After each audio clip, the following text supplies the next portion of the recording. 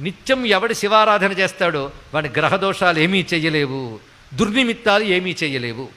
కర్మ కొద్దీ అవి చెయ్యడానికి వచ్చినా ఏమవుతాయి అంటే అగ్ని వైపు వెళ్ళిన మిడతలు ఎలా దగ్ధమైపోతాయో శివారాధకుడిని బాధించడానికి వచ్చినటువంటి గ్రహములు కూడా ఆ విధంగా భస్మవుతాయి తప్ప వాడిని బాధించలేవు అని దుర్జటి మహాకవి చెప్పారండి ఇక్కడ.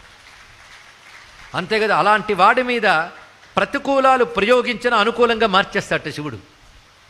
ఎలాగూ అంటే వజ్రాయుధం వేస్తే పూలదండగా మారిపోతుంది. పవి పుష్పంబగు అగ్ని మంచగు అకూపారంబు భూమి స్థలమౌ శత్రుండతిమిత్రుడవు విషము దివ్యాహారమౌ అవనీ మండలి లోపలన్ శివశివేత్యాభాషణోల్లాసికిన్ శివనీ నామము సర్వవశ్యకరమౌ శ్రీకాళహస్తీశ్వర. ఇందాక పంచభూతాల్లో శివుడే ఉన్నాడు అని చెప్పినప్పుడు ఆ శివశివ అంటే పంచభూతాల నుంచి శివుడే రక్షిస్తాడు.